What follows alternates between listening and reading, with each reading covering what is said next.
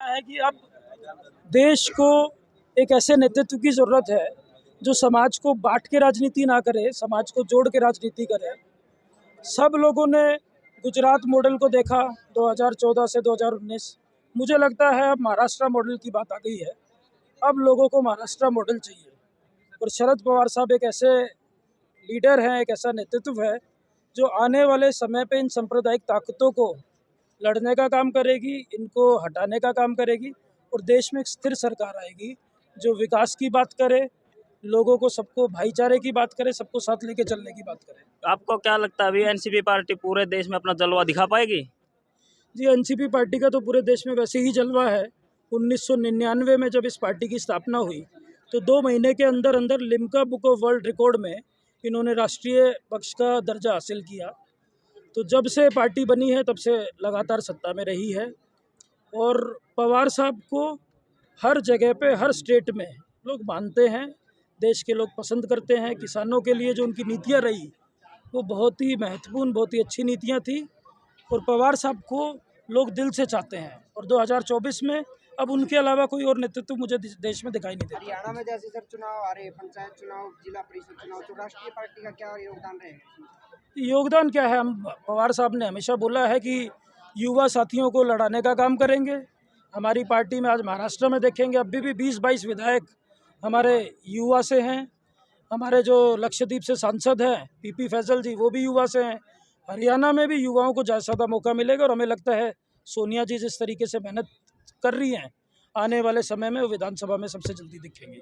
जो सोनिया जी हरियाणा से हैं एनसीपी की नेता, उसके ऊपर किस प्रकार की जिम्मेवारियां शरद पवार जी ने दे रखी हैं हरियाणा के प्रति? देखिए, वो विद्यार्थी की वो राष्ट्रीय अध्यक्षा हैं, पार्टी की बहुत कद्दावर नेता हैं और जिस तरीके से उन्होंने अपने आप को हिंदुस्तान की राजनीति में इस्टेब्लिश किया, लोगों के बीच जा जाके, और हरियाणा में जिस तरीके से लोगों में एक उनकी फ़ैन फॉलोइंग है, मुझे लगता है कि हरियाणा में आने वाले समय में उनके नेतृत्व में पार्टी लड़ेगी।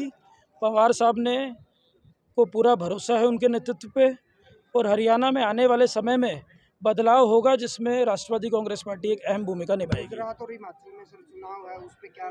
गुजरात में हमारे पास पहले से ही एक विधायक भी हैं और हिमाचल में भी हम देख रहे हैं। जनता देखिए अब समझ चुकी है, महंगाई की मार से कोई अछूता नहीं है, आप नहीं है, हम नहीं है, बेरोजगारी चरम पे है। तो इन सारे मुद्दों को अगर ठीक से विपक्ष ने उठाया और लोगों के साथ जोड़ा, लोगों के बीच में गए, तो भाजपा का जाना तय है।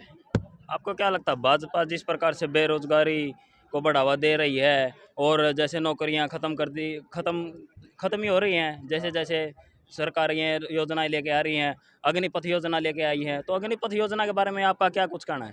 देखिए, भाजपा की कोई भी योजना हो, किसानों के लिए जो उन्होंने पॉलिसीज़ बनाई थी, अब युवाओं के लिए अग्निवीर बनाई है, तो ये जो अग्निपथ वगैरह जो सब है, ये कोई भी ऐसी योजना नहीं है जो लोगों के भलाई के काम आ सके। सिर्फ़ और सिर्फ बेवकूफ़ बनाने की बातें हैं।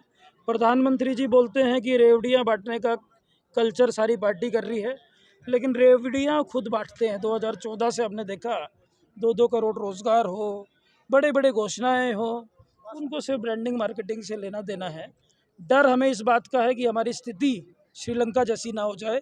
इसके लिए ये हम सब की नैतिक जिम्मेवारी है, खासतौर पे युवा साथियों की जिम्मेवारी है कि अब लोगों के बीच जाएं, उनको जागरूक करें ताकि हमारे को एक स्थिर सरकार मिले। आखिरी सवाल सर। स्कूलें बंद किए जा रहे हैं सर, उस पे क्या कहना सर आपका?